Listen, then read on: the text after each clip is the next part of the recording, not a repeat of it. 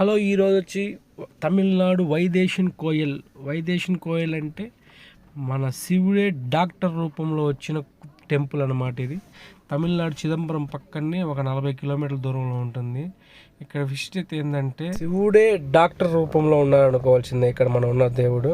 కానీ ఇక్కడ టెంపుల్ అయితే బాగుంది. ఈ కోనేరులో ఒకప్పుడు తీర్థంలాగా మునగనిచ్చేవాళ్ళంట. ఇప్పుడు అందరూ బెల్లం వేస్తారు దీంట్లో, మన తల చుట్టి ఆ బెల్లం వేసిన దానివల్ల వాటర్ మొత్తం పొల్యూషన్ అయిపోయింది. అంటే ఎవరిని మునగనివ్వటం లేదు. ఇక్కడ ఏంటంటే అందరూ చుడుతున్నారు కదా, మిరియాలు, ఉప్పు, ఇవి కూడా మెడికల్కి సంబంధించింది, ఏదో మన నొప్పులకు సంబంధించి చెప్పారు. వాళ్ళకైతే నాకైతే అర్థం కాలేదు. కానీ ఇది చేసిన వాళ్ళకైతే మంచి అయితే జరుగుతుందంట. ఓవరాల్గా టెంపుల్ అయితే బాగానే ఉంది. ఇప్పుడు మనం అన్నదానం దాంట్లోకి వెళ్తా ఉన్నాము. అన్నదానం సత్రం కూడా అంటే సింపుల్గా ఉంది. ఎవరెవరో కూర్చుంటున్నారు, వాళ్ళ ఆకులు వాళ్ళు ఎత్తేస్తున్నారు. ఫుడ్ అయితే మాత్రం ఓవరాల్గా ఉంది. పప్పు, అన్నము, ఒక పచ్చడి వేశారు. నేనైతే టేస్ట్ చేశాను. ఓవరాల్గా సూపర్గా ఉంది. ఫుడ్ కూడా.